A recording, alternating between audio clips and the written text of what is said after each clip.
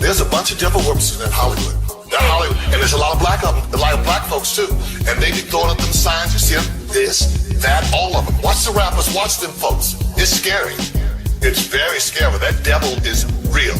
There's so much corruption in this music industry, and there's so many things that happen behind the scenes that is actually, it's very wild when it actually comes to light.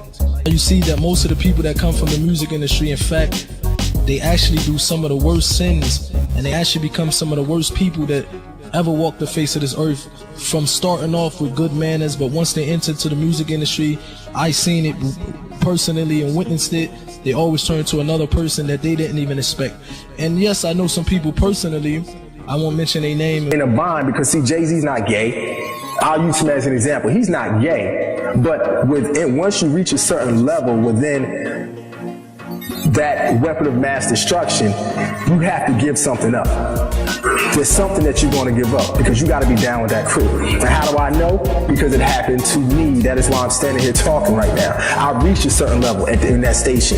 I was the only producer to ever come as a new kid and create a multi-million-dollar revenue generating show. I was the only producer in there that artists would come and be like, oh, I need D. Brad to do my show, or that actually helped create an image for artists. So it reached a certain point where now it's time for them to introduce me to the inner workings. If I want to be a rapper and I walk in and the label exec tells me that this is what I need to do for him because, hey, he put my album on when I really wasn't that talented. But they pushed me because they saw that I was something that they could sell. So when you bring me in a room and there's my favorite rapper right there who's in the same room, so that must mean he must have committed the same gay act as I did. This is how sinister, this is important too, this is how sinister this industry is. And that is so true. You talk about God, your record won't get played. But yeah, I explained the chain reaction of like rappers talking about the negative shit, popping mollies, turning up, doing all that stupid shit. But if you talk about God, why wouldn't you want to spread that message to somebody's mind? That means the radio stations are going, you know what, let's play this because it's going to fuck these people's minds up. And it's going to cause them to do more fucked up shit, which puts them in a lower position, so it gives them more of a chance to not be like the people who are successful. And it's like, why would they want to do that to society? That's fucked up. And that's even like, I feel like if a radio station goes, we're not gonna play that because it's gospel. So a rapper can go, I'm turning up, I'm smoking, I'm drinking, I'm doing this, I'm fucking in the club, doing whatever. They can say that, but you can't say God, you can't talk about God. Like, that sounds like Satan to me. Why do you still do it? Why are you still out here? Well, it goes back to the destiny thing. I made a bargain with it, a long time ago, and I'm holding up my end. What was your bargain? To get where I am now. Should I ask who you made the bargain with? with the chief commander. On this earth? And this earth, and then in a world we can't see. Roman is a crazy boy who lives in me, and he says the things that I don't want to say. He was born, just a few months ago. I think he was born out of rage. He was conceived in rage, so he bashes everyone. He threatens to beat people, and he's violent. That must be nice to have like an ignorant loudmouth who you can just sort of blame every... He wants to be blamed. I don't want to blame him. I ask him to leave, but he can't. He's here for a reason. People have brought him out. People conjured him up. Now he won't leave. Martin Lawrence is the guy that showed everybody you can make it from DC to Hollywood.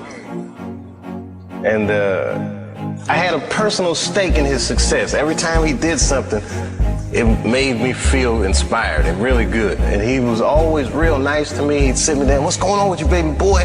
What? We'd talk about comedy, whatever. And, when we did Blue Streak, we were promoting it, and Martin had a stroke. He almost died. And then after that, I saw him, and I was like, oh my God, Martin, are you okay? And he said, I got the best sleep I ever got in my life. That's how tough he is. So let me ask you this. What is happening in Hollywood that a guy that tough will be on the street waving a gun, screaming, they are trying to kill me? Yeah. What's going on? Why is Dave Chappelle going to Africa? Why does Mariah Carey make a $100 million deal and take her clothes off on TRL? A weak person cannot get to sit here and talk to you. Ain't no weak people talking to you. So what is happening in Hollywood? Nobody knows. The worst thing to call somebody is crazy, is dismissive. I don't understand this person, so they're crazy. That's bullshit. These people are not crazy, they're strong people. Maybe the environment is a little sick. So at the end of the day, depending on where your level is within yourself, you're going to do it. You understand? So I literally lived the devil taking me from out and saying, you can go to the left, you can have all of this. And I was there. It was ritualistically done. The vice president sent his right-hand man to me 3 straight weekends. They do everything in 3s. 3 weekends in a row. Hey, D-Brad, let's go hang out. And every weekend, he kept beating me in the head. Get rid of this Rap City, man. You can do more than Rap City, D-Brad. You can do more than you need to come with us. Then the 3rd night, it was the vice president's birthday. They picked me up in a long white stretch limo.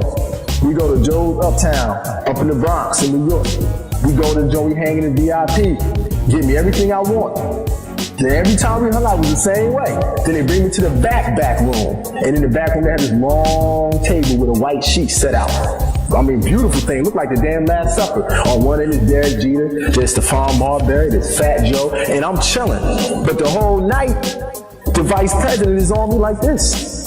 I'm trying to talk to the model chicks. He's like, nah, D-Brad, come on, sit right here. So then we party, but I'm not a drinker. So if I don't get unnecessary spirits inside of me, we get inside the limo. He drops his right-hand man off quickly. We're in the car, the man standing across looking at me like I owe him something now. And I know the look because when I was young, I had the same look for women that I took out. So I know the look, and I know the energy. And while he's doing that, he's sitting there with his legs spread open, rubbing his balls. Now, I'm in a situation where I'm like, no, what am I going to do? This is my vice president, this is my boss. But the problem is, I was just raised differently. You understand what I'm saying? I was brought up differently. So for me, I had to turn that away. But what the hell that I caught after that, this is why I don't come down on those who prefer to sell out, because everybody ain't built for this war. Everybody's not built for that. I've been homeless. I've had my name destroyed. I've had to walk with my head up when I've been dead ass broke. He ain't seen me for like a year because I wasn't coming home when I was broke like that. I was ashamed of myself. I went from being a man to nothing because I would not cross over. As a television producer who was Dave Chappelle's stand-in, which means I did his rehearsals season 1 and 2 of Chappelle Show. I saw what happened to Dave. Dave used to give me advice all the time. And one of the key things he told me was, no matter how much money they offer you, and he said they, as he pointed in my chest, he said, never forget who you are or where you come from. And he walked away from me. And I didn't get it at the time until the nigga left. And I said, oh. And him and Charlie Murphy would tell me the same things all the time. And then I got it. Why? How come in my mind all I think about is sex and money? That's what I think about sometimes. Like, why am I driven so much by sex and money? How come that is all I want? Because I'm human and I'm in this society, and that's all they like teach. They do it in a subliminal way. I mean, if you go to school, they don't obviously teach that. But as a society, like when you watch TV, all you see sex. It's like TV shows that are damn near like pornos now. They used to actually be engagement and talking to devils, jinns, and worshiping the shaitan. And they told me stories how they used to be aided by the shayateen, and they was aided by the jinns and aided by the devils. So you have this in the music industry. You have verses where Snoop Dogg, for example, he had a song where he actually was having a conversation with the devil. And in the middle of the song, he actually said that he sold his soul to the devil. So you have a corruption that happens in the music industry that's very different than any other entertainment. Yeah, I believe in the Illuminati. There is a certain level that you get at, that you can't go no further unless you're aware of certain things. And I'll leave it at that. You know what I'm saying? There's a certain level that you get to. That there's a door that you have to walk through. And it's on you to walk through that door. And once you walk through that door, it's no coming back.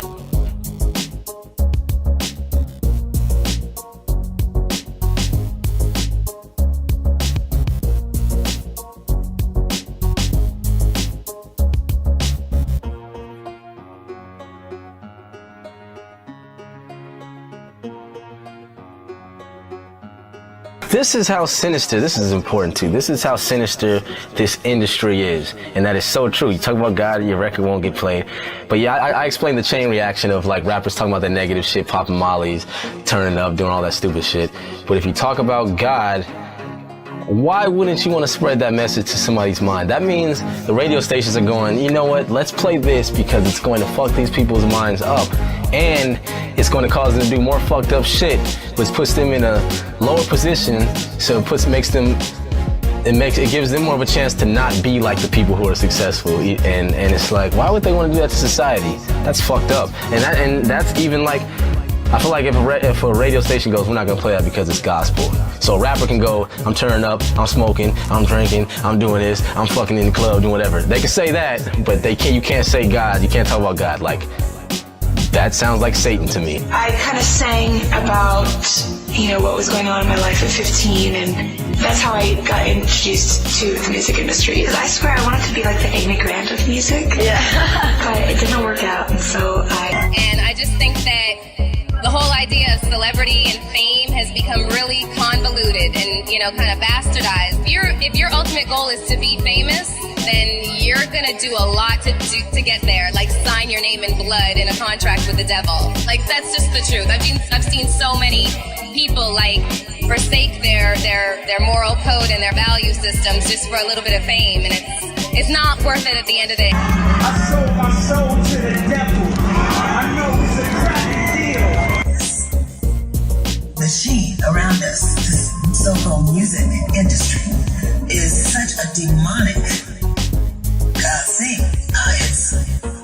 It sacrifices people's lives and their essences.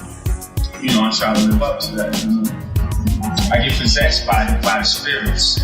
Sometimes they don't want you in there to say, oh no, we can't get, the frequency's weird and, it's sounding a little bit strange. And I'm like, if you don't get this right now, I swear to listen for I'm gonna, I get a little bit. Open your eyes, don't sleep, don't fall for whatever they feed you. And a lot of times, there's just wickedness. And you have to know that there's wickedness in the world. You have to know that there are people who are just here to profit and to put their foot on the back of people who are poor, who don't think that hip-hop can be used for good or for evil.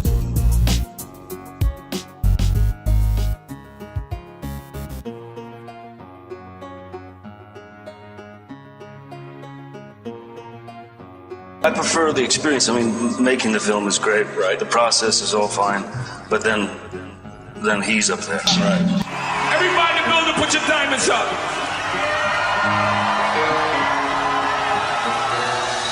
Fellow Americans, it is with the utmost pride and sincerity that I present this recording as a living but